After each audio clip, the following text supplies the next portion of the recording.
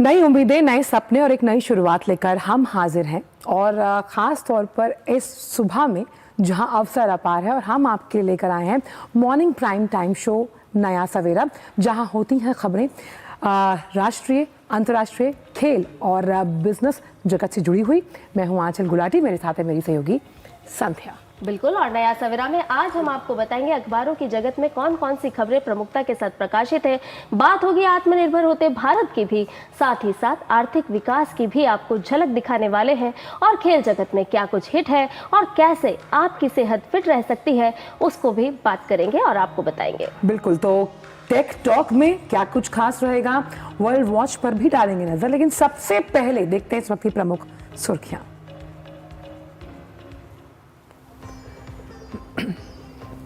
आज प्रधानमंत्री नरेंद्र मोदी से मिलेंगे मंगोलिया के राष्ट्रपति खुरैल सुखउखना। द्विपक्षीय संबंधों समेत क्षेत्रीय और वैश्विक मुद्दों पर होगी बातचीत।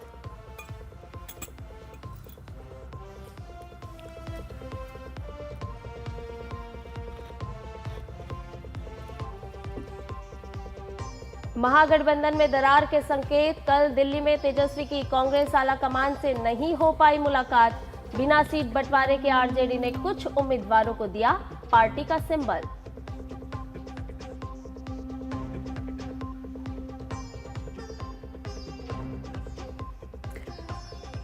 पश्चिम एशिया में शांति के लिए भारत का संदेश, संवाद और कूटनीति ही समाधान। शर्म अल शेख सम्मेलन में गाजा शांति पहल को मिला भारतीय समर्थन। ट्रंप ने भी भारत को बताया महान देश।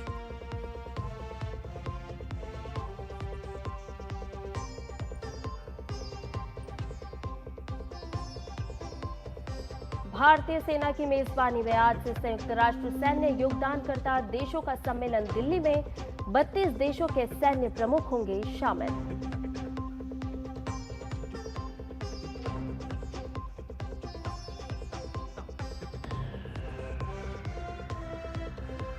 और खेल की खबरों में दिल्ली टेस्ट वेस्ट इंडीज के खिलाफ जीत से सिर्फ 58 रन दूर। भारत 2-0 से सीरीज अपने नाम करने के इरादे से आज मैदान पर उतरेगी टीम इंडिया।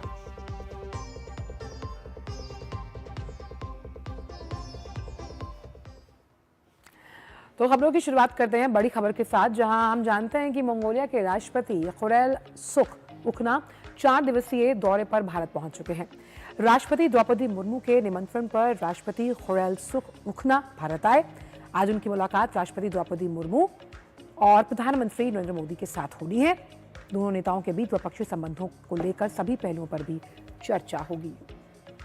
इसके अलावा क्षेत्रीय और वैश्विक विषयों पर भी विचार का आदान प्रदान होगा। राष्ट्रपति उखना के साथ कैबिनेट मंत्रियों, सांसदों, वरिष्ठ अधिकारियों, व्यापारिक और सांस्कृतिक प्रतिनिधियों सहित एक उच्च स्तरीय प्रतिनिधिमंडल भी आया हुआ है। द्विपक्षीय वार्ता से पहले राष्ट्रपति उखना आज राजघाट में महात्मा गांधी को श्रद्धांजलि अर्पित करेंगे। अपनी यात्रा के पहले दिन उन्होंने विदेश मंत्री डॉक्टर एस जयशंकर से मुलाकात की। डॉक्टर एस जयशंकर ने इस मुलाकात की कुछ तस्वीरें एक्स पर साझा करते हुए लिखा कि मंगोलिया के राष्ट्रपति खुरैल सुखउखना से भारत की राजकीय यात्रा के दौरान मुलाकात करना सम्मान की बात है। साथ ही आध्यात्मिक पड़ोसियों और वैश्विक दक्षिण के सदस्यों के रूप में हमारे रणनीतिक साझेदारी को आगे बढ़ाने के लिए उनके गर्मजोशी भरे विचारों की मैं सराहना करता हूं। भारत और मंगोलिया के बीच वर्ष 1955 से राजनयिक संबंध है। दोनों देशों के बीच सांस्कृतिक और आध्यात्मिक मूल्यों पर आधारित रक्षा, ऊर्जा, प्रौद्योगिकी, शिक्षा, स्वास्थ्य सेवा और अन्य क्षेत्रों में घनिष्ठ साझेदारी है। तो मंगोलिया के राष्ट्रपति का भारत दौरा, संबंधों में नई ऊष्मता हम देख पाएंगे दोनों देशों में, और साथ ही साथ कई दशकों पुराने संबंध हैं रणनीतिक, आर्थिक और सांस्कृतिक मंगोलिया और भारत के। और अखिलेश सुमन इस वक्त जुड़ रहे हैं हमारे साथ इस पूरे दौरे को लेकर तमाम अन्य जानकारियों के साथ। अखिलेश, मंगोलिया के राष्ट्रपति का ये दौरा किन मायनों में बेहद खास है, खास तौर पर जिन अलग अलग सेक्टर्स का हमने जिक्र किया जिसमें रक्षा, प्रौद्योगिकी, ऊर्जा सुरक्षा महत्वपूर्ण है? हाँ, और उसके अलावा स्वास्थ्य भी। क्योंकि आज मंगोलिया के राष्ट्रपति जो हैं वो प्रधानमंत्री नरेंद्र मोदी के अलावा स्वास्थ्य मंत्री जेपी नड्डा से भी मिलेंगे, रक्षा मंत्री राजनाथ सिंह से भी मिलेंगे। और देखिए, भारत और मंगोलिया के बीच में जो हमारा संसदीय संपर्क है वो भी काफी महत्वपूर्ण है, और इसलिए वो ओम बिरला जो लोकसभा के स्पीकर हैं उनसे भी मिलने वाले हैं। तो निश्चित तौर पे भारत और मंगोलिया रणनीतिक रूप से काफी नजदीक है, और मंगोलिया भारत को एक थर्ड नेबर मानता है। मतलब उनका पहला नेबर जो बिल्कुल जिसका बॉर्डर सटा हुआ है या तो चीन है और रसिया है, और उसके बाद भारत को वो थर्ड नेबर मानता है। तो इससे आप समझ सकते हैं कि भारत का महत्व मंगोलिया के लिए कितना बड़ा है। और मंगोलिया 1955 से ही भारत और मंगोलिया के रणनीतिक के संबंध जो है वो काफी अहम रहे हैं, और भारत लगातार मंगोलिया को सहायता करता रहा है। मंगोलिया लगातार भारत के साथ इस तरह के संबंध बनाकर रखना चाहता है जिसका कि एक सांस्कृतिक महत्व है। जो बुद्धिज्म है, बुद्धिज्म के माध्यम से भारत और मंगोलिया दोनों एक दूसरे से काफी घनिष्ठ रूप से जुड़ते हैं। तो ऐसे में देखिए, मंगोलिया के राष्ट्रपति का भारत आना आज की तारीख में, जबकि दुनिया में एक कह सकते हैं उथल पुथल मची हुई है आर्थिक क्षेत्र में, खास करके अमेरिकी राष्ट्रपति डोनाल्ड ट्रंप का जो टैरिफ है वो टैरिफ पूरी दुनिया को जिस तरीके से प्रभावित कर रहा है, वैसे में उनका आना निश्चित तौर पे काफी अहम है। क्योंकि भारत और मंगोलिया के संबंधों में एक व्यापार जो है वो व्यापार को काफी अधिक ऊंचाई पर जाना है। $110 मिलियन का ही व्यापार है, जिसे कि और ज्यादा बढ़ाने की इच्छा है दोनों देशों के बीच में। और उसमें एक डिजिटल इकोनॉमी जो भारत ने प्रयोग किया है, और भारत ने में जिसमें बड़े पैमाने पे काम चल रहा है, सफल कह सकते हैं कि एक टूल के रूप में आया है, ट्रांजैक्शन के रूप में, फाइनेंशियल ट्रांजैक्शन के, इसमें मंगोलिया की काफी रुचि है। रिन्यूएबल एनर्जी में मंगोलिया की काफी रुचि है। उसके अलावा रक्षा में भारत और मंगोलिया के बीच में सहयोग के काफी अवसर है, और मंगोलिया इसमें काफी रुचि ले रहा है। खास करके ब्रह्मोस मिसाइल मंगोलिया चाहता है कि भारत उसे दे। हालांकि इस पर अभी अंतिम निर्णय नहीं हुआ है, लेकिन रक्षा मंत्री राजनाथ सिंह से जब उनकी मुलाकात होगी तो रक्षा क्षेत्र में अन्य जो कई महत्वपूर्ण सहयोग हो सकते हैं, इन सारी चीजों पर बात होने की संभावना है। बिल्कुल अखिलेश, जिन विभिन्न क्षेत्रों का आपने जिक्र किया, ऐसे में भारत और मंगोलिया के रिश्ते काफी पुराने हैं। उनको आज के दिन के साथ और किस तरह से आगे बढ़ते हुए आप देख पा रहे हैं वैश्विक पटल पर, अगर हम भारत और मंगोलिया के रिश्तों की बात करें तो? हाँ, देखिए, मंगोलिया जो है वो भारत को संयुक्त राष्ट्र सुरक्षा परिषद के अस्थायी सदस्य के रूप में हमेशा से समर्थन करता रहा है, और भारत ने भी मंगोलिया को अंतर्राष्ट्रीय हर मंच पे समर्थन किया है।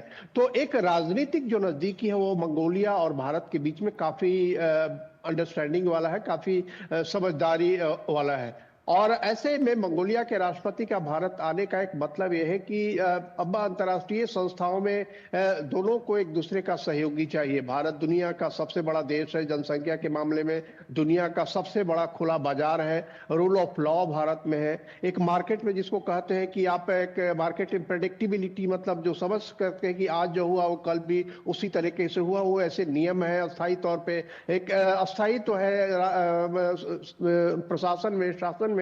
तो ये सारी बातें जो है मंगोलिया को भारत में और निवेश करने के लिए काफी महत्वपूर्ण है।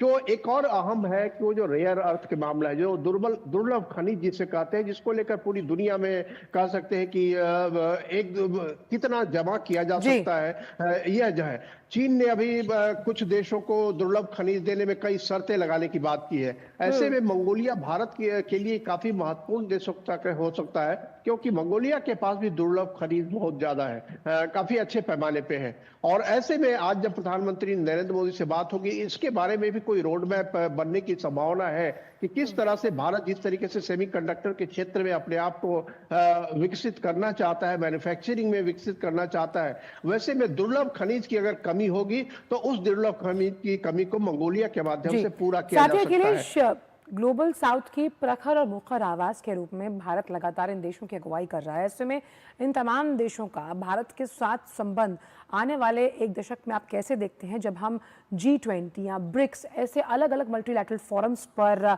भारत को अपनी बात मुखरता से रखते हुए देखते हैं? देखिए, बहुत ही महत्वपूर्ण बात यह है कि भारत ने जब G20 आयोजित किया वो G20 के आयोजन के समय से ही, उसके पहले से ही दरअसल हमारे यहाँ एक समझदारी चल रही थी। हमारे रणनीतिकार, विदेश मंत्रालय, भारत सरकार के अंदर की बात थी। प्रधानमंत्री नरेंद्र मोदी खुद इस बात पे काफी कह सकते हैं कि चिंतित थे कि जिस तरीके से ग्लोबल साउथ जो है, वो ग्लोबल साउथ के पास संसाधन तो है, लेकिन उनके पास उन संसाधनों का उपयोग करने की क्षमता नहीं है। तो इसीलिए G20 के पहले प्रधानमंत्री नरेंद्र मोदी ने ग्लोबल साउथ के बहुत सारे महत्वपूर्ण नेताओं से बात की, वीडियो के माध्यम से ये बात हुआ।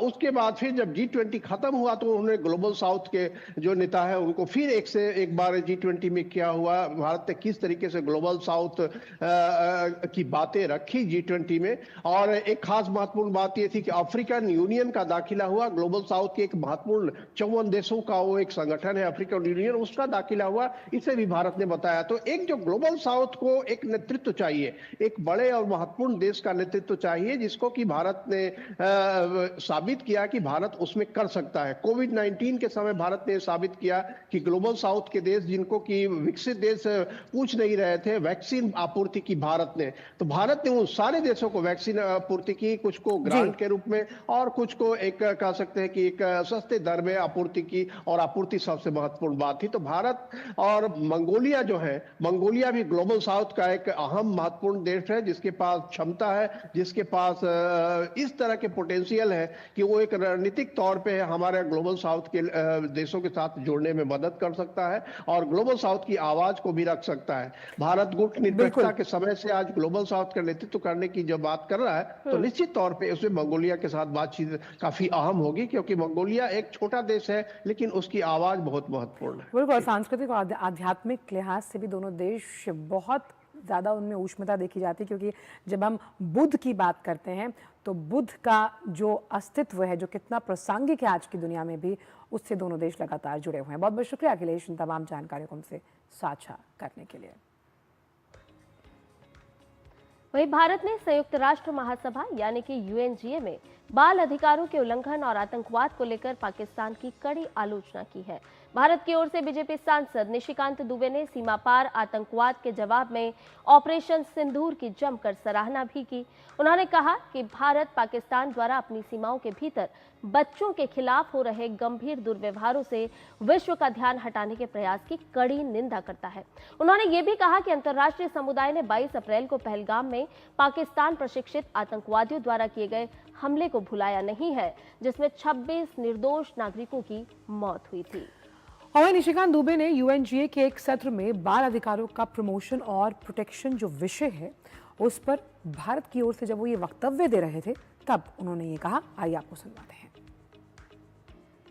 पड़ोसी पाकिस्तान इसके विपरीत उदाहरण प्रस्तुत करता है।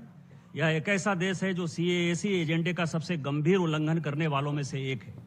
हम उनकी सीमाओं के भीतर बच्चों के साथ हो रहे गंभीर दुर्व्यवहारों से दुनिया का ध्यान हटाने के लिए उनके प्रयासों की कड़ी निंदा करते हैं। पाकिस्तान द्वारा सीमा पार से की गई गोलीबारी और हवाई हमले सीधे तौर पर अफगान बच्चों की हत्या और अपहंगता के लिए जिम्मेदार हैं।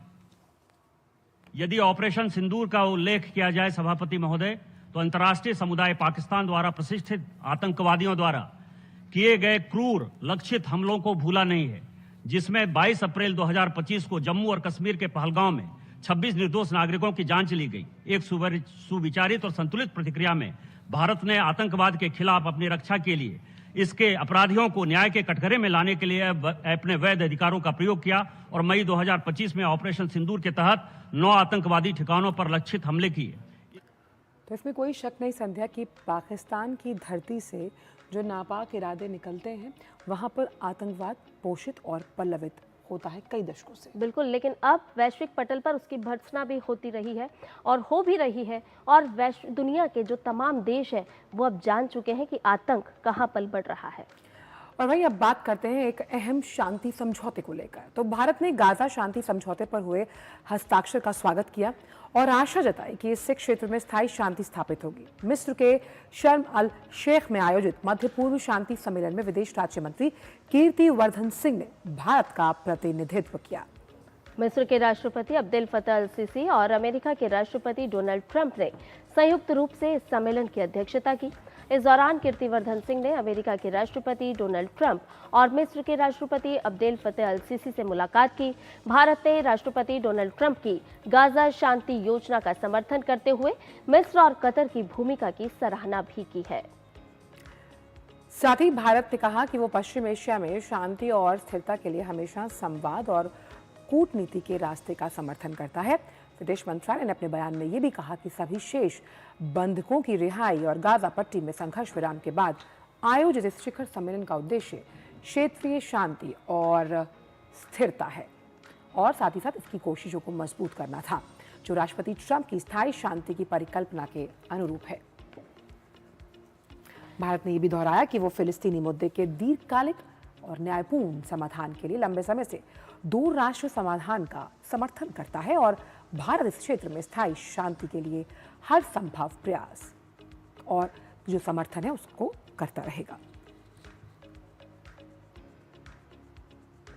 वहीं गाजा शांति शिखर सम्मेलन में अमेरिकी राष्ट्रपति डोनाल्ड ट्रंप ने ऐतिहासिक गाजा समझौते के बाद इसे दुनिया को तीसरे विश्व युद्ध से बचाने वाला समझौता करार दिया है। अमेरिकी राष्ट्रपति डोनाल्ड ट्रंप ने कहा है कि वर्षों की पीड़ा और रक्तपात के बाद गाजा में युद्ध समाप्त हो गया है। For years, this is the biggest deal. It'll never happen. For years, long before I ran for office, that this is the Middle East. It's the biggest, most complicated deal, and also it's the place that could lead to tremendous problems like World War III. They always talked about World War III would start in the Middle East, and that's not going to happen. We don't want it to start anywhere, actually, but it's not going to happen. So I just want to thank everybody, and I'll see you in a little while. And in particular, thank you all. अमेरिकी राष्ट्रपति Donald Trump ने भारत की प्रशंसा की है और प्रधानमंत्री नरेंद्र मोदी को बहुत अच्छा मित्र बताया है। कल मिस्र में शर्म अल शेख शिखर सम्मेलन में राष्ट्रपति ट्रंप ने भारत को एक महान देश बताते हुए कहा कि प्रधानमंत्री नरेंद्र मोदी ने वहां शानदार काम किया है। गाजा में इजराइल हमास युद्ध समाप्त करने के लिए ऐतिहासिक शांति समझौते पर हस्ताक्षर के बाद उन्होंने ये टिप्पणी की है। और वही राष्ट्रपति ट्रंप का यह बयान प्रधानमंत्री मोदी द्वारा राष्ट्रपति ट्रंप को ऐतिहासिक गाजा शांति योजना की सफलता पर बधाई देने के लिए फोन पर की गई बातचीत के कुछ दिनों बाद आया। तो लगातार जिस तरह से ये गाजा शांति समझौते पर हस्ताक्षर हुए हैं, जहां वैश्विक शांति के स्थायित्व का ये सूरज अब उदयमान होता हुआ नजर आ रहा है।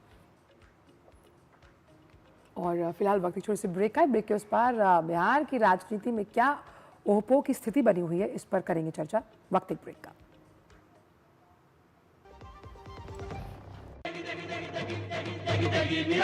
MDH की देगी मिर्च का तड़का, अंग अंग फड़का। MDH की देगी मिर्च। मेरी पसंद, मेरी पसंद, मेरी पसंद, मेरी पसंद, हमारी पसंद, हम सबकी पसंद। मजबूत देश का मजबूत सरिया हो गया स्टील। अब आया असली स्वाद। अब आया स्वाद। जब स्वाद के पड़े हो लाले तो MDH का चंकी चाट मसाला डालें। MDH का चंकी चाट मसाला। MDH।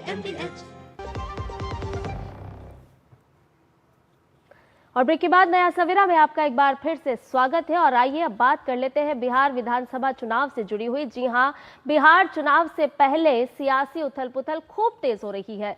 एनडीए ने तो सीट बंटवारे की घोषणा कर दी है, लेकिन इंडी गठबंधन में मामला कुछ ठीक नहीं है।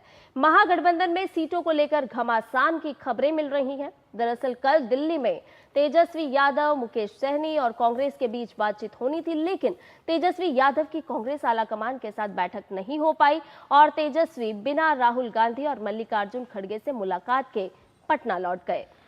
खबरें हैं कि तेजस्वी और मुकेश सहनी दोनों कांग्रेस से नाराज हैं। इन सबके बीच दिल्ली से देर रात पटना वापस लौटे तेजस्वी यादव ने सिंबल ले चुके अपने विधायकों और प्रत्याशियों को वापस पटना बुला लिया। पटना में राबड़ी आवास पर विधायकों को एकजुट किया गया। वहीं लेफ्ट पार्टियों ने भी अपने प्रत्याशियों को सिंबल देना शुरू कर दिया है। तो कहीं ना कहीं नाराजगी का दौर नजर आ रहा है महागठबंधन के अंदर। और वहीं बिहार विधानसभा चुनाव को लेकर प्रदेश में अब सियासी पारा क्योंकि चढ़ा हुआ है और महागठबंधन में सीटों के बंटवारे से पहले आरजेडी ने अपने प्रत्याशियों को टिकट देना भी शुरू कर दिया। इस्लामपुर से पार्टी ने राकेश कुमार रोशन को टिकट दिया है। वहीं डॉक्टर संजीव को परबत्ता सीट से, जबकि बोगो सिंह को मटिहानी सीट से मैदान में उतारा गया है। दिल्ली से पटना लौटे आरजेडी सुप्रीमो लालू प्रसाद यादव ने कई उम्मीदवारों को राजद का सिंबल दिया। इनमें संदेश सीट से दीपू यादव, मनेर सीट से भाई वीरेंद्र, मसौढ़ी सीट से रेखा पासवान, साहेबपुर कमाल सीट से ललन सिंह और हथुआ सीट से राजेश कुशवाहा शामिल हैं।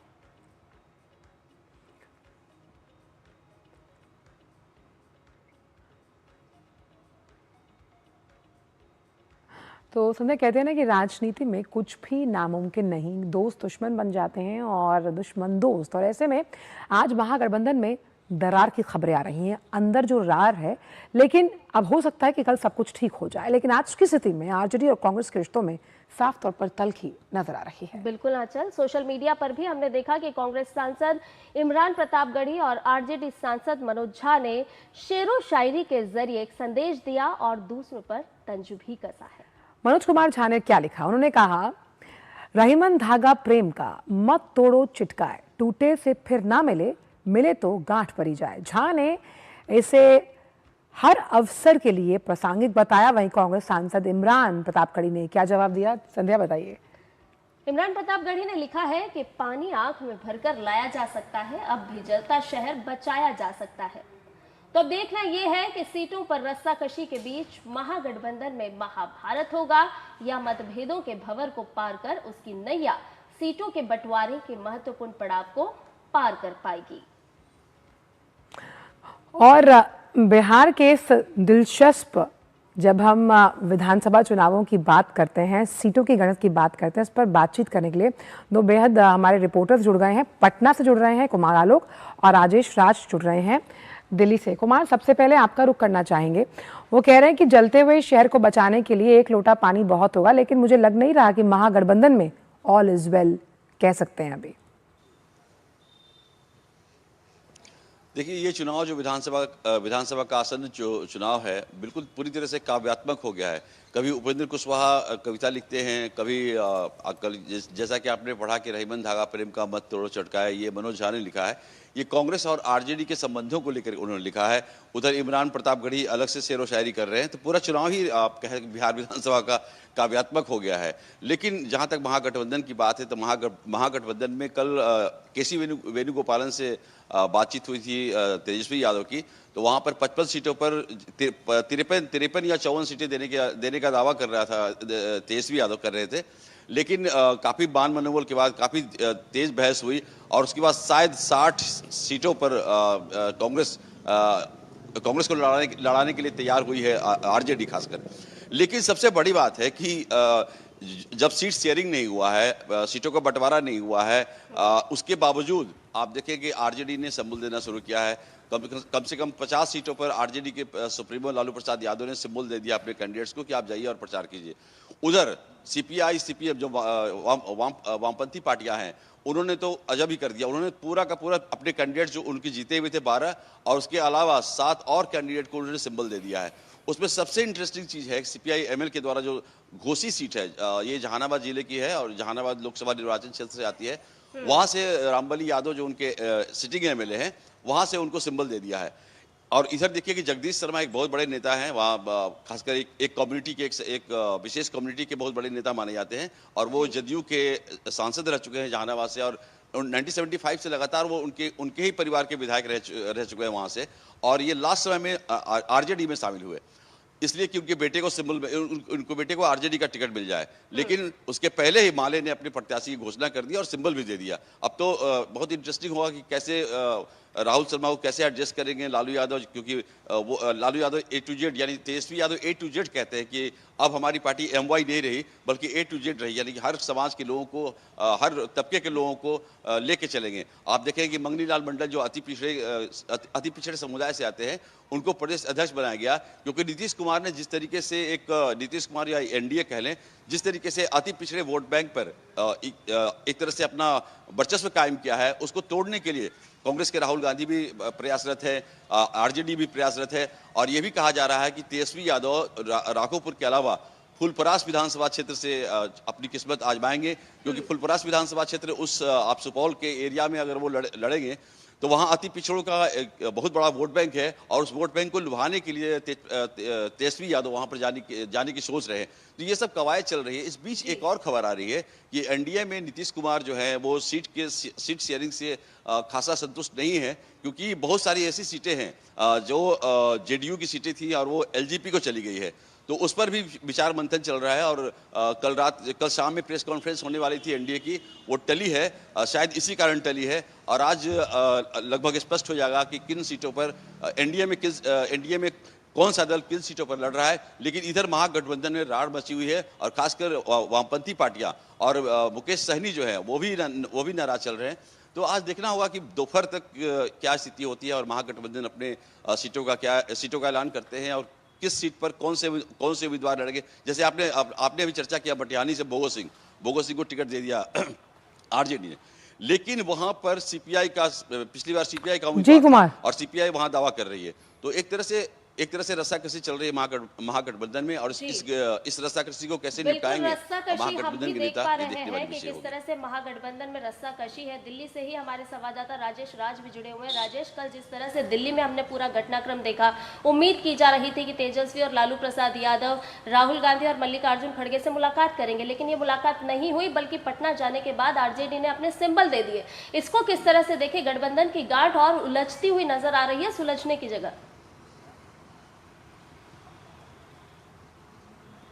सिंबल देने का सवाल है तो सिंबल लालू प्रसाद जो राष्ट्रीय जनता दल के राष्ट्रीय अध्यक्ष हैं उन्होंने बांटा, क्योंकि 4 बजे फ्लाइट थी, वो 6 बजे के आसपास पहुंचे, और 7 बजे के बाद उन्होंने साइफुल कमाल के जो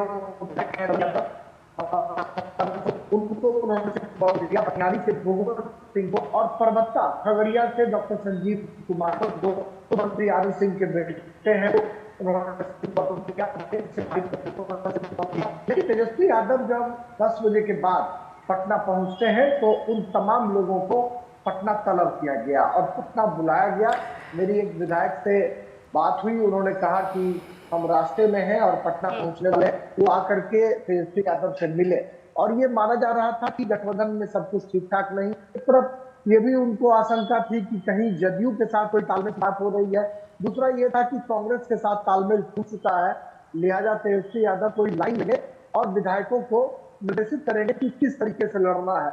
आज भोगो सिंह जो मटिहानी से आजमाएंगे आरजेडी के टिकट पर, और सत्यानंद संबुद्ध ललन यादव जो साइफुल कमाल से, वो 11 बजे नामांकन करने वाले। बिल्कुल राजेश, तो मान सकते हैं कि ये कहा जाता है कि अगर हमें ज़्यादा सीटें चाहिए तो उसके लिए एक मुलाकात ज़रूरी थी, लेकिन वो मुलाकात नहीं हो पाई। उम्मीद करते हैं कि अब जल्द ही महागठबंधन में कोई फॉर्मूला तय हो पाएगा, जिसकी वजह से जो उम्मीदवारों की सूची में आने की देरी हो रही है वो जल्द सबके सामने होगी। बहुत बहुत शुक्रिया आप दोनों का। लगातार आगे भी बिहार की राजनीति से जुड़े तमाम अपडेट्स हम आपका भी बहुत बहुत शुक्रिया लेते रहेंगे। तो बिहार की राजनीति का हमने जिक्र किया, लेकिन यहाँ पर सीट शेयरिंग को लेकर लगातार कवायद जारी है। लेकिन अब बात करते हैं एनएसजी यानी कि राष्ट्रीय सुरक्षा गार्ड से जुड़ी हुई, जो अपना 41वां स्थापना दिवस आज मना रहा है। बिल्कुल, 1984 में स्थापित इस बल ने देश को आतंकवाद और बंधक संकटों से सुरक्षित रखने में अहम भूमिका निभाई है। एनएसजी भारत की एक विशेष सुरक्षा बल है, जिसे आतंकवाद से निपटने और संवेदनशील ऑपरेशनों को अंजाम देने के लिए बनाया गया है। इसकी स्थापना साल 1984 में ऑपरेशन ब्लू स्टार और इंदिरा गांधी की हत्या के बाद हुई थी, ताकि आतंकी हमलों और बंधक संकट जैसी आपातकालीन स्थितियों से तुरंत निपटा जा सके। प्रधानमंत्री से लेकर अन्य वीवीआईपी लोगों की सुरक्षा में एनएसजी के ब्लैक कैट कमांडोज तैनात रहते हैं। देखिए इससे जुड़ी ये रिपोर्ट।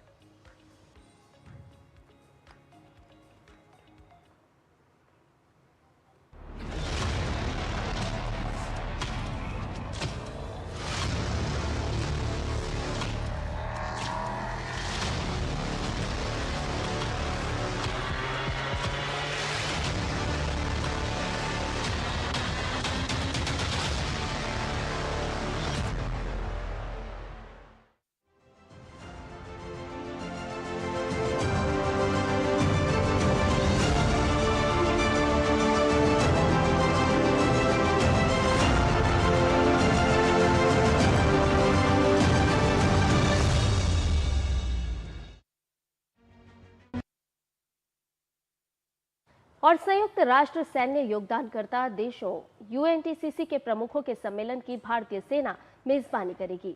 नई दिल्ली में आज से 16 अक्टूबर तक इस सम्मेलन का आयोजन होगा। रक्षा मंत्री राजनाथ सिंह संयुक्त राष्ट्र सैन्य योगदान देने वाले देशों के प्रमुखों के सम्मेलन को संबोधित करने वाले हैं।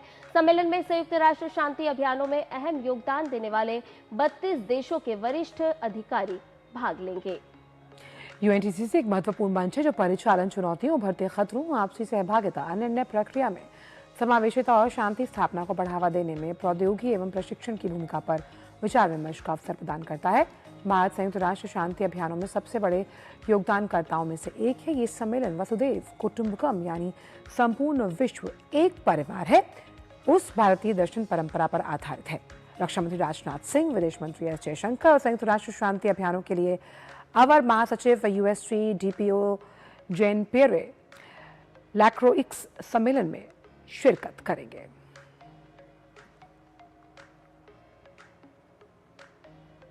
एक और महत्वपूर्ण खबर आपको बताते हैं। भारत और ऑस्ट्रेलिया के बीच संयुक्त सैन्य अभ्यास ऑस्ट्रा हिंद का चौथा संस्करण ऑस्ट्रेलिया के पर्थ में शुरू हो गया है। 13 से 26 अक्टूबर तक चलने वाले ऑस्ट्रा हिंद 2025 का उद्देश्य दोनों देशों के सेनाओं की संयुक्त योजना और परिचालन क्षमताओं को बढ़ाना है। यह अभ्यास विशेष रूप से शहरी और अर्ध शहरी इलाकों में आतंकवाद रोधी अभियानों पर केंद्रित होगा। अभ्यास के दौरान सैनिक संयुक्त मिशन योजना, सामरिक युद्धाभ्यास और क्षेत्रीय प्रशिक्षण गतिविधियों में हिस्सा लेंगे, जिससे आपसी तालमेल और रणनीतिक साझेदारी को नई दिशा मिलेगी। वहीं भारत और ऑस्ट्रेलिया की क्षेत्रीय शांति, सुरक्षा और स्थिरता के प्रति प्रतिबद्धता को और मजबूती देगा ये अभ्यास। और अब बात नोबेल पुरस्कारों से जुड़ी हुई है। अर्थशास्त्र में नोबेल पुरस्कार जोएल मोकिर, फिलिप अगियन और पीटर हॉविट को मिला। ये सम्मान उन्हें आर्थिक विकास को समझने में उनके अभूतपूर्व योगदान के लिए दिया गया है। इन्होंने इनोवेशन और इकोनॉमिक ग्रोथ के बीच संबंध पर गहराई से काम किया। देखिए इससे जुड़ी ये खास रिपोर्ट। साल 2025 के अर्थशास्त्र के नोबेल पुरस्कार का ऐलान हो गया है। अर्थशास्त्र के नोबेल पुरस्कार के लिए जोएल मोकिर, फिलिप अगियन और पीटर हॉविट के नाम की घोषणा हुई है। Royal Swedish academy of sciences ने इकोनॉमी में 2025 के नोबेल की घोषणा की। नोबेल पुरस्कार नवाचार संचालित आर्थिक विकास की व्याख्या करने के काम के लिए दिया जा रहा है। मोकिर ने ऐतिहासिक स्रोतों का इस्तेमाल निरंतर विकास के सामान्य बनने के कारणों को उजागर करने के लिए किया। अगियन और हॉविट ने निरंतर विकास के पीछे के तंत्र का अध्ययन किया। Royal Swedish academy of sciences ने अल्फ्रेड नोबेल 2025 की स्मृति में आर्थिक विज्ञान में स्वेरिक्स रिस्क बैंक पुरस्कार प्रदान करते हुए कहा कि प्रतिष्ठित पुरस्कार का आधा हिस्सा मोकिर को तकनीकी प्रगति के माध्यम से सतत विकास के लिए आवश्यक शर्तों की पहचान करने के लिए दिया गया, जबकि दूसरा आधा हिस्सा अगियन और हॉविट को संयुक्त रूप से रचनात्मक विनाश के माध्यम से सतत विकास के सिद्धांत के लिए दिया गया। Sveriges Riksbank Prize in Economic Sciences in memory of Alfred Nobel for 2025 to Joël Mokyr, Northwestern University, USA, Philippe Aghion, Collège de France and INSEAD, France, and London School of Economics, UK, and Peter Howitt, Brown University, USA, for having explained innovation-driven economic growth. Nobel समिति के अनुसार इन अर्थशास्त्रियों ने ये सामने रखा कि innovation से कैसे आर्थिक विकास का रास्ता खुलता है। तकनीक तेजी से बदलती है और हम सभी पर असर डालती है। अकादमी ने कहा, पिछली 2 शताब्दियों में इतिहास में पहली बार दुनिया ने सतत आर्थिक विकास देखा है। इसने बड़ी संख्या में लोगों को गरीबी से बाहर निकाला है और हमारी समृद्धि की नींव रखी है। वहीं तीनों अर्थशास्त्रियों की बात की जाए तो जोएल मोकिर संयुक्त राज्य अमेरिका के इनवर्स्टन स्थित नॉर्थ वेस्टर्न विश्वविद्यालय में प्रोफेसर हैं, जबकि फिलिप अगियन पेरिस स्थित कॉलेज डी फ्रांस और इंसीड तथा ब्रिटेन स्थित London school of economics and political science में प्रोफेसर हैं, जबकि पीटर हॉविट संयुक्त राज्य अमेरिका के प्रोविडेंस स्थित ब्राउन विश्वविद्यालय में प्रोफेसर हैं। अर्थशास्त्र के नोबेल पुरस्कार को औपचारिक रूप से अल्फ्रेड नोबेल की स्मृति में अर्थशास्त्र में बैंक ऑफ स्वीडन पुरस्कार के रूप में जाना जाता है। सेंट्रल बैंक ने इसे 1968 में 19वीं सदी के स्वीडिश व्यवसायी और रसायन शास्त्री अल्फ्रेड नोबेल की स्मृति में शुरू किया था, जिन्होंने डायनामाइट का आविष्कार किया और 5 नोबेल पुरस्कारों की स्थापना की थी। तब से ये पुरस्कार कुल 96 विजेताओं को 56 बार प्रदान किया जा चुका है। नोबेल पुरस्कार समिति ने इन तीनों विद्वानों के नाम की घोषणा करके ये साफ कर दिया है कि उनके आर्थिक मॉडल और विश्लेषण वर्तमान वैश्विक आर्थिक चुनौतियों को समझने में महत्वपूर्ण साबित हो सकते हैं। Bureau report, TD news. और फिलहाल वक्त छोटे से ब्रेक का ब्रेक के उस पार आकर जानेंगे कि अखबारों की सुर्खियों में क्या कुछ खास है आपके लिए।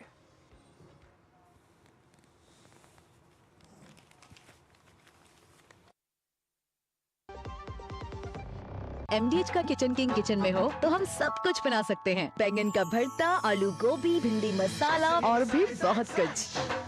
MDH। जब धरती चीर कर निकलता है लोहे का पत्थर और मिलता है मोंगिया के जोश से, फिर तपता है, पिघलता है और बनता है फौलाद। अब होता है सरिया सारी खूबियों के साथ।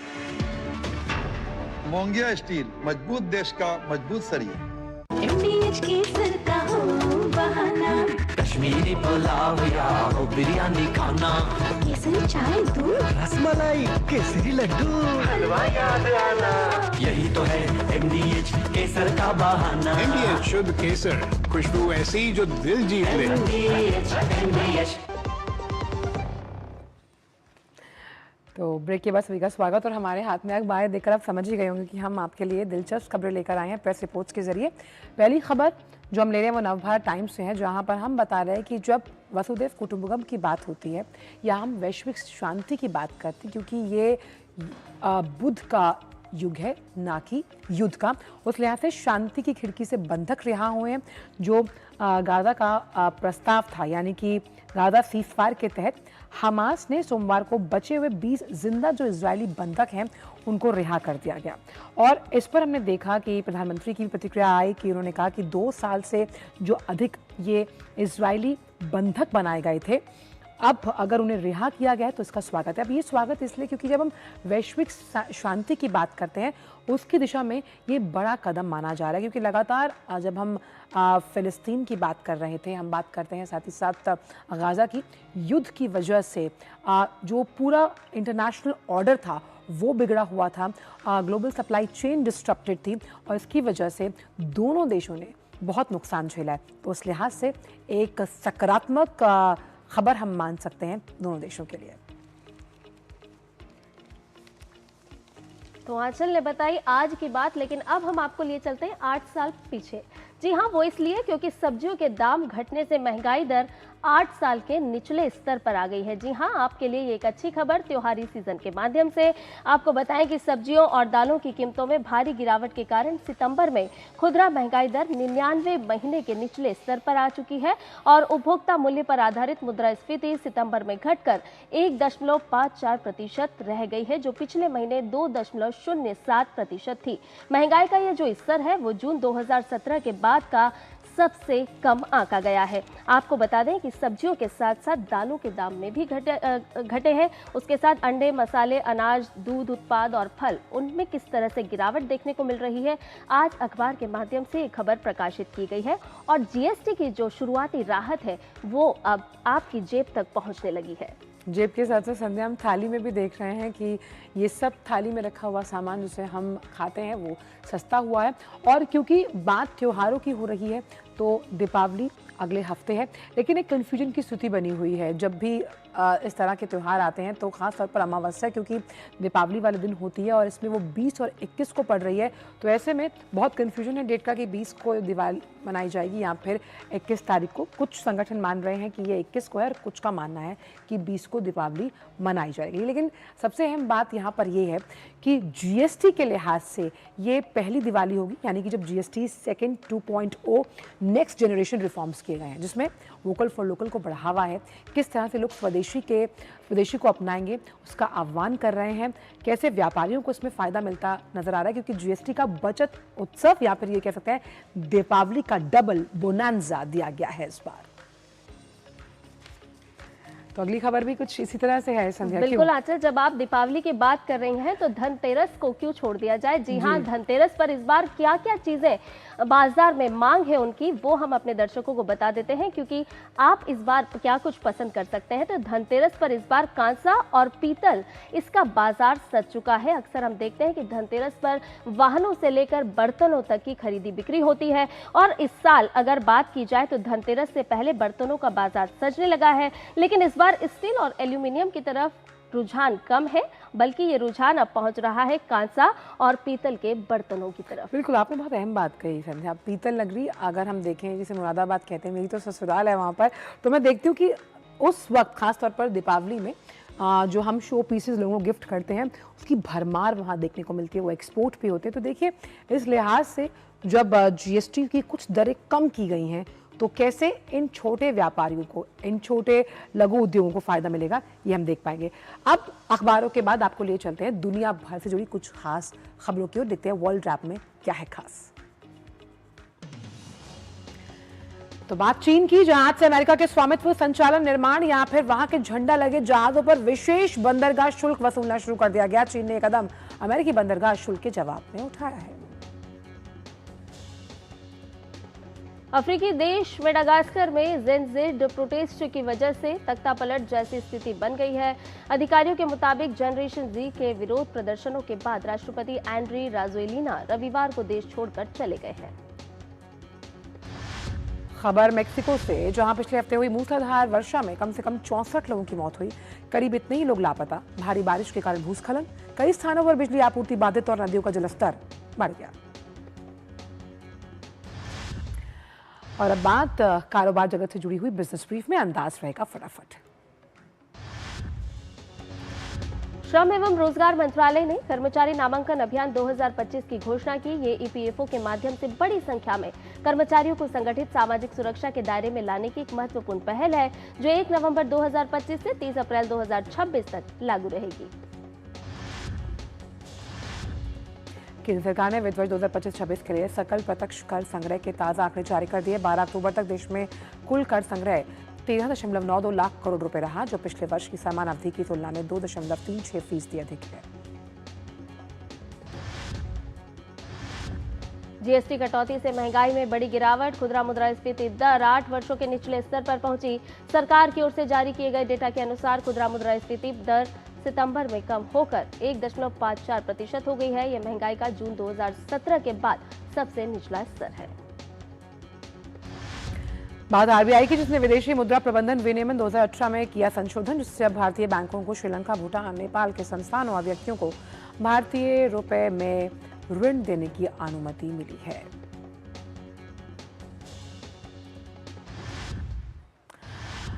और आपको नई नई तकनीकों से जुड़ी कई ऐसी खबरें हैं जिससे रूबरू करवाते हैं हमारे खास सेगमेंट टेक टॉक के जरिए। तो बात विटामिन डी की, जो हमारे शरीर के लिए संध्या हम जानते हैं कितना बड़ा पोषक तत्व है और जो मेंटल हेल्थ और इम्यून सिस्टम को भी मजबूत बनाता है। लेकिन एक रिपोर्ट ये बता रही है कि प्रत्येक 5 में से 1 भारतीय विटामिन डी की कमी का सामना कर रहा है। इस रिपोर्ट के आधार पर सरकार से आग्रह किया गया है कि इससे निपटने के लिए कारगर उपाय किए जाएंगे। रिपोर्ट में बताया गया है कि विटामिन डी की कमी भारत में एक सार्वजनिक स्वास्थ्य चिंता का विषय बन गई है और विभिन्न क्षेत्रों, आयु समूहों और आय स्तरों के लोगों को प्रभावित कर रही है, जिससे निपटने के लिए जागरूकता फैलाने, सूर्य के प्रकाश के संपर्क को बढ़ावा देने, फोर्टिफाइड खाद्य पदार्थों को प्रोत्साहित करने के साथ साथ परीक्षण, पूरक आहार को किफायती बनाने के लिए एनीमिया मुक्त भारत की तर्ज पर विटामिन डी कुपोषण मुक्त भारत अभियान शुरू करने का आग्रह किया गया है।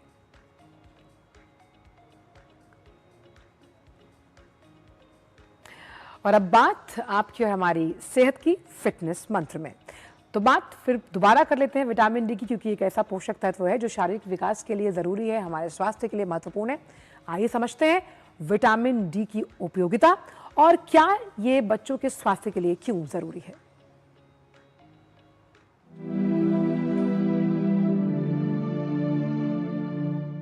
विटामिन डी एक महत्वपूर्ण पोषक तत्व है। वैसे तो विटामिन डी की आवश्यकता सभी के स्वास्थ्य के लिए है, लेकिन शिशुओं और छोटे बच्चों में विटामिन डी का विशेष महत्व है। हमारी हड्डियों के स्वास्थ्य के लिए कुछ ऐसे हार्मोन्स हैं जिनका बहुत इम्पोर्टेंट रोल होता है, जिसमें सबसे ज़रूरी रोल है विटामिन डी का। विटामिन डी के अलावा कैल्शियम, फॉस्फोरस, ये वो माइक्रो न्यूट्रिएंट्स हैं जो कि बोन हेल्थ के लिए बहुत इंपॉर्टेंट होते हैं। विटामिन डी की कमी अलग अलग एज ग्रुप्स में अलग अलग तरीके से प्रेजेंट करती है।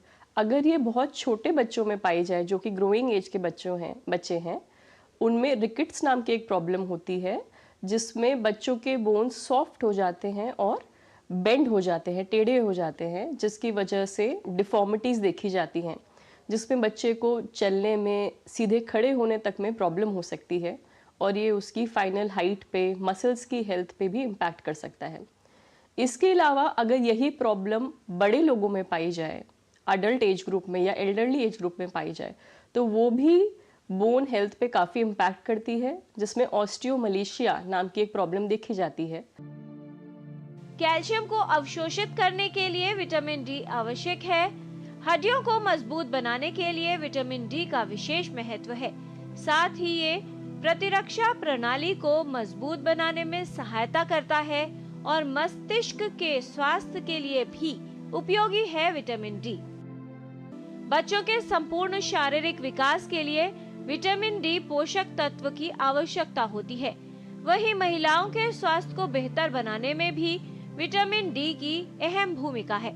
विटामिन डी की पर्याप्त मात्रा बच्चों की हड्डियां मजबूत बनाने और उनके संपूर्ण विकास के लिए उपयोगी है। भारी मात्रा में सनलाइट होते हुए भी, यूवी लाइट होते हुए भी विटामिन डी की कमी ज़्यादा देखी जा रही है और इसको पूरा करने के लिए हमें कॉन्शियसली सनलाइट के एक्सपोजर को बढ़ाना चाहिए और हमें कोशिश करनी चाहिए कि जब हम सनलाइट में जाते हैं बाहर, तो हमें लाइट क्लोथिंग, जिसमें एटलीस्ट हमारे आर्म्स और कुछ हद तक लेग्स और फेस एक्सपोज्ड हो और सनस्क्रीन का ज़्यादा उपयोग ना किया गया हो। करीब 2 से ढाई घंटे हमें सनलाइट में बिताने की कोशिश करनी चाहिए। अपने डॉक्टर से संपर्क करना चाहिए, जो कैल्शियम, विटामिन डी और बाकी ज़रूरी टेस्ट करवा के ये देखते हैं कि सही में विटामिन डी की कमी है या नहीं और किस हद तक है, और इसके बाद फिर डॉक्टर आपको सुपरविजन में वो सप्लीमेंट्स एडवाइस करते हैं। पर्याप्त मात्रा में विटामिन डी मिलना कई तरह की बीमारियों को रोकने में सहायक है। साथ ही बच्चों की अच्छी सेहत का उपयोगी और प्रभावशाली विकल्प है। किरण भारद्वाज, डीडी न्यूज।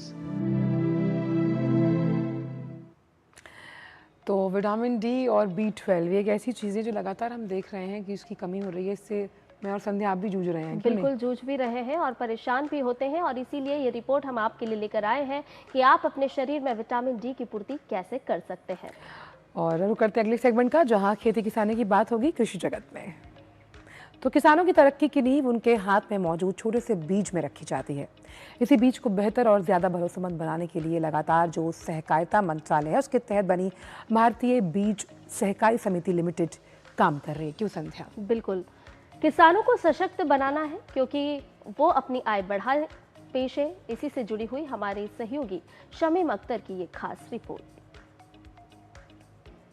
खेती की बढ़ती जरूरतों, बदलते मौसम और बढ़ती आबादी की चुनौतियों के बीच देश को मजबूत, उपजाऊ और भरोसेमंद बीजों की जरूरत है, क्योंकि जैसा बीज होता है फसल भी वैसी ही होती है।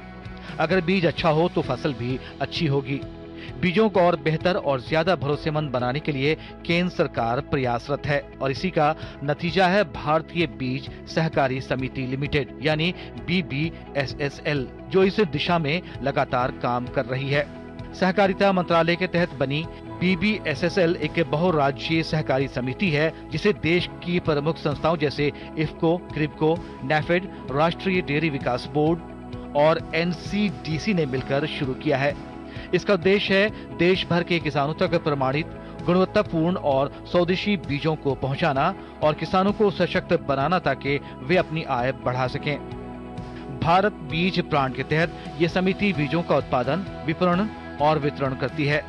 ये किसानों को किफायती दरों पर गुणवत्तापूर्ण बीज प्रदान करती है और पारंपरिक बीजों के संरक्षण को भी बढ़ावा देती है, जिससे देश दलहन और तिलहन उत्पादन में आत्मनिर्भर बन सके। धान में वैरायटी ये निकल के आई है PB 1718, ठीक है। इसका प्रोडक्शन ये अभी करंटली वैरायटी निकली है और इसका प्रोडक्शन जो है और वैरायटियों से अच्छा है। ये 120 दिन में पक्के तैयार हो जाती है और ये रोग रोधी है, इसमें डिजीज नहीं लगती है और टाइमली अगर इसको जो है सोइंग कर देते हैं नर्सरी के बाद तो इसकी पैदा अच्छी होती है। और भी हमारी वैरायटी हैं। बाजरा में पूसा की अच्छी वैरायटीज़ हैं, 232 है, 23 है, ये वैरायटीज़ हम लेके चल रहे हैं। और इसके साथ साथ जो है कुछ ऐसे मिलेट्स थे जो समय के साथ थोड़ा खो गए थे, उसको हम दोबारा लेके आए हैं। जैसे आप देखेंगे कि कुटकी, कंगनी, रागी, इनका हम प्रोडक्शन जो है अपने यहाँ इस क्षेत्र में बढ़ा रहे हैं और मिलेट्स को हम लेके चल रहे हैं। मेन इंपॉर्टेंट जो है वो है प्रोसेसिंग। तो जब से ICAR IMR एक्टिव हुआ है तब से हम लोग जो है प्रोसेसिंग के क्षेत्र में स्वयं सहायता समूह बना के इनको प्रोसेस करवा के किसानों को, जिससे किसानों को अच्छा पैसा मिल सके।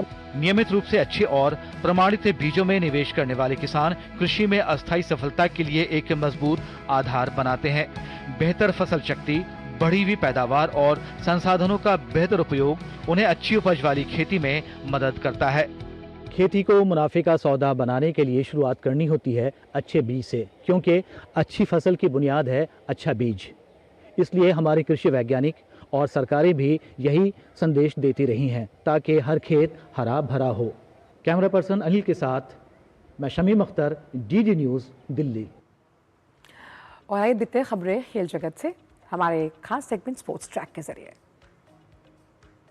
दिल्ली टेस्ट में वेस्टइंडीज ने भारत के सामने 121 रनों का लक्ष्य रखा है। जवाब में चौथे दिन का खेल खत्म होने तक भारत ने 1 विकेट के नुकसान पर 63 रन बना लिए हैं और इस तरह भारत जीत से अब सिर्फ 58 रन दूर है। महिला क्रिकेट विश्व कप में कल खेले गए मैच में दक्षिण अफ्रीका ने बांग्लादेश को 3 विकेट से हराया। दक्षिण अफ्रीका ने 3 गेंद शेष रहते 7 विकेट के नुकसान पर 233 रन का लक्ष्य हासिल कर लिया। अफ्रीकी टीम के लिए क्लो ट्रायन ने सर्वाधिक 62 रन बनाए। महिला क्रिकेट विश्व कप में आज श्रीलंका और न्यूजीलैंड आमने सामने होंगे। ये मैच कोलंबो में खेला जाएगा। न्यूजीलैंड की टीम 3 मैच में 2 अंक के साथ 5वें स्थान पर है, वहीं श्रीलंका की टीम अब तक कोई मैच नहीं जीत सकी है। सुल्तान जोहर कप जूनियर हॉकी टूर्नामेंट में आज होने वाले मैच में भारत का सामना पाकिस्तान से। भारत ने अपने पहले मैच में मौजूदा चैंपियन ग्रेट ब्रिटेन को 3-2 से और फिर दूसरे मैच में न्यूजीलैंड को 4-2 से हरा दिया। AFC अंडर-17 महिला एशिया कप 2026 क्वालिफायर्स में ग्रुप जी के शुरुआती मैच में भारत ने किर्गिस्तान को 2-1 से हरा दिया। अब भारतीय टीम की नजर 21 साल का इंतजार समाप्त कर प्रतियोगिता के लिए क्वालिफाई करने पर है। सिर्फ ग्रुप की विजेता ही मई 2026 में होने वाले 12 देशों के टूर्नामेंट के लिए क्वालिफाई करेगी। और अब बात भगवान बुद्ध की, जिनके पवित्र अवशेष लेकर रूस पहुंचे भारतीय प्रतिनिधिमंडल का भव्य स्वागत किया गया। यूपी के डिप्टी CM केशव प्रसाद मौर्य की अगुवाई में भारतीय प्रतिनिधिमंडल रूस की यात्रा पर है। रूस के कैनेरी खुरुल में लोगों का ये उत्साह देखकर केशव प्रसाद मौर्य ने क्षेत्र के लोगों का आभार व्यक्त किया और कहा कि कालमिकिया गणराज्य पगोड़े हैं और अब PM मोदी की प्रेरणा से भगवान बुद्ध के अवशेषों को वहां लाया गया है। इनमें कंग्यूर भी शामिल है, जिससे बुद्ध के संदेशों को और अच्छे से समझा जा सके। डिप्टी CM मौर्य ने उम्मीद जताई कि इस पहल से भारत रूस के संबंध और मजबूत होंगे। इस दौरान कैनेरी खुरुल का मंदिर परिसर नमस्ते नमस्ते की ध्वनि से गूंज उठा और बुद्ध के पवित्र अवशेषों को यहां लाने के लिए भारत सरकार का शुक्रिया अदा किया गया।